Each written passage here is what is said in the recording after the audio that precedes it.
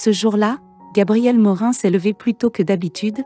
L'homme se réveille toujours à l'aube, mais ce jour-là, il avait un événement important à planifier qui nécessitait son attention. Gabriel s'est lavé rapidement et a bu une tasse de café, après quoi il a appelé Jules. Hall qu'il connaissait depuis plusieurs années, malgré l'heure matinale, la voix de l'assistant était joyeuse, comme s'il avait été debout depuis longtemps. « Bonjour. Gavin, s'il vous plaît, dites-moi que tout est prêt, tout se passera comme prévu. » « Oui, monsieur Morin, tout se passera comme prévu, l'heure de la réunion reste la même, il n'y a pas de changement. » Le rapport d'assistance a fait sourire Gabriel avec satisfaction. Maintenant, tout ce qu'il avait à faire, c'était d'attendre le soir pour mettre en œuvre son plan. Après avoir remercié Jules pour son assistance, Gabriel a commencé à se préparer.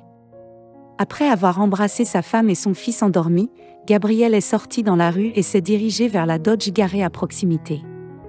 Dans sa jeunesse, il ne voyait que des voitures de ce type et des magazines qu'il aimait lire pour tout savoir sur les nouvelles voitures.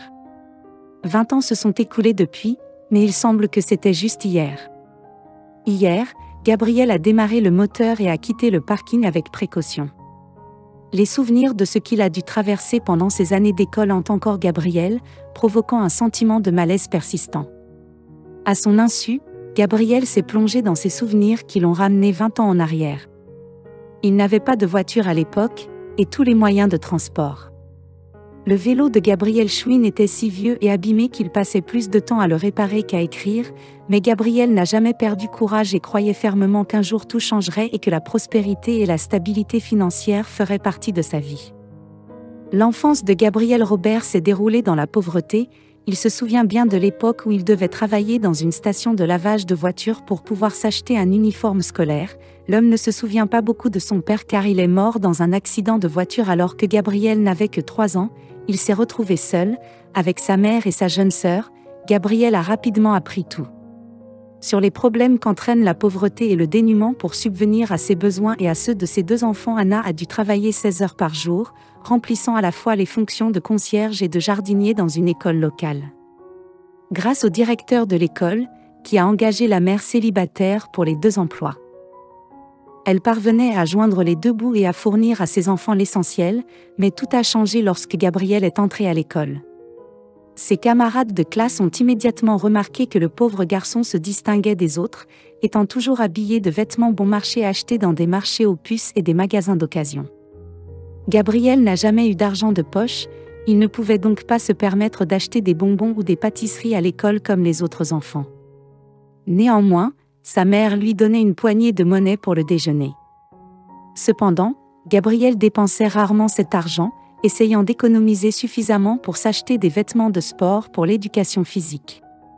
Ses camarades de classe faisaient souvent pleurer Gabriel avec leurs moqueries et leurs brimades, mais le garçon n'en parlait jamais à sa mère, car il ne voulait pas la contrarier en lui racontant qu'on se moquait de lui parce qu'il était le fils de la femme de ménage. Pendant la journée, elle nettoyait les couloirs et les salles de classe de l'école et le soir, elle nettoyait la cour, balayait et ramassait les ordures. La femme était probablement consciente du fait que son fils avait des difficultés à l'école, mais elle ne pouvait rien faire pour changer la situation familiale. Pour le mieux, Anna Morin était une femme seule, et même si plusieurs années s'étaient écoulées depuis la mort de son mari, elle lui restait fidèle. Peut-être que si la mère de Gabriel avait trouvé un nouvel amour, la vie du garçon aurait changé pour le mieux, mais il ne pouvait qu'en rêver. En attendant, Gabriel essayait d'aider sa mère de toutes les manières possibles, il restait même à l'école après les cours pour l'aider à laver les sols. « Merci mon chéri, tu es toujours d'un grand soutien et d'une grande aide, tu remplis mon cœur d'amour », disait monsieur Morin. En serrant son fils dans ses bras, Gabriel se sentait comme un véritable héros qui pouvait tout faire. Mais ce sentiment n'a pas duré longtemps, il a rapidement été remplacé par la prise de conscience de la dure réalité, dans laquelle il n'était pas du tout un héros, mais le garçon le plus ordinaire d'une famille pauvre. Ce que Gabriel a trouvé le plus blessant, cependant, c'est le fait que son professeur a pris le parti des enfants riches de sa classe. Léo Duval était persuadé que le fils de la femme de ménage ne réussirait jamais dans la vie et croyait qu'il vivrait dans la pauvreté jusqu'à la fin de ses jours. Un jour, elle est même allée jusqu'à le dire tout haut devant toute la classe, ce qui a fait rire tous les autres élèves au sujet de Gabriel. Je ne pense pas que des gens comme ça soient destinés au succès. Être le fils d'une femme de ménage n'est pas une étiquette dont on peut, facilement, se débarrasser, a dit Monsieur Duval. De manière pointue pendant un de ses cours, bien sûr elle n'a pas spécifiquement mentionné Gabrielle, mais tous les élèves de la classe ont compris de qui elle parlait. Inutile de dire que cela a été un coup dur, émotionnel pour l'adolescent. Après les mots du professeur, Gabrielle était, littéralement prêt à s'effondrer dans le sol. Le malheureux adolescent a été blessé par les mots du professeur parce qu'elle ne croyait pas qu'il avait la moindre chance de réussir dans la vie. Et cela malgré le fait que le fils du nettoyeur, le seigneur des chiffons, va laver le sol, stupide mendiant, les enfants lui criaient souvent dessus en essayant de lui trouver de nouveaux surnoms blessants. Le pauvre adolescent Gabriel a dû passer par beaucoup de choses avant de réussir à diriger le ressentiment qu'il ressentait pour ses pairs vers quelque chose de bon. Ainsi, au lieu de réagir aux brimades, il a décidé de consacrer toute sa force et son énergie à son éducation, car il a compris que c'était sa seule chance de sortir de la pauvreté. C'est pour cette raison que Gabriel a décidé de ne pas aller à la remise des diplômes. Il s'est empressé de laisser l'école derrière lui, avec toutes les brimades et la négativité. Bien sûr, la plupart de ses camarades de classe n'ont même pas réalisé que Gabriel n'était pas à la remise des diplômes.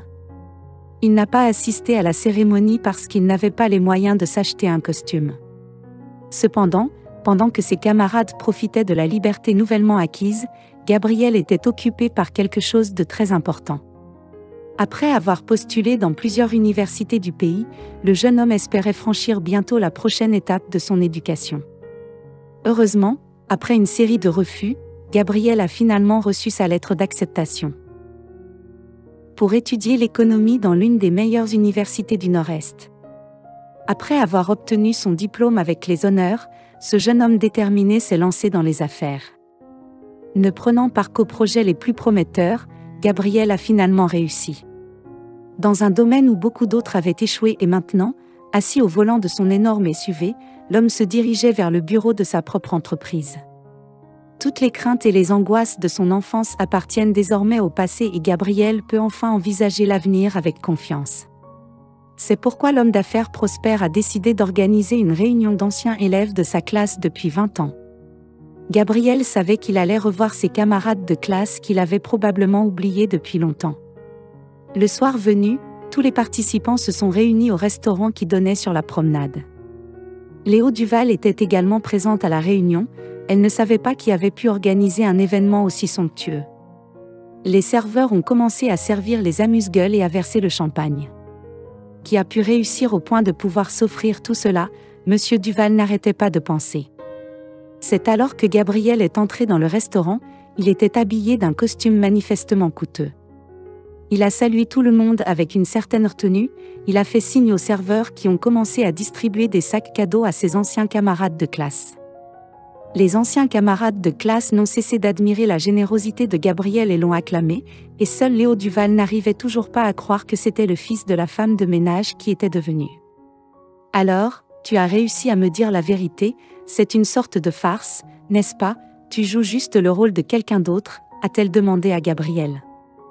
Gabriel a souri en réponse, et a dit non Monsieur Duval, c'est tout à fait vrai, je suis vraiment devenu. Si prospère en fait, je possède aussi ce restaurant et beaucoup d'autres choses dans la ville. Les paroles de Gabriel ont provoqué une véritable sensation parmi ses anciens camarades de classe. Certains se sont sentis ouvertement jaloux tandis que d'autres, au contraire, ont exprimé leur sincère admiration. En regardant Gabriel dont l'apparence respirait la confiance et le succès, Léo Duval réalisa à quel point elle avait eu tort de le considérer comme quelqu'un sans avenir. Ce n'est qu'à la fin de l'événement qu'elle trouva le courage de venir demander pardon à Gabriel. Gabriel sourit à nouveau et passa son bras autour des épaules de la femme, bien sûr. L'homme d'affaires n'en voulait pas à ceux qui ne croyaient pas en lui.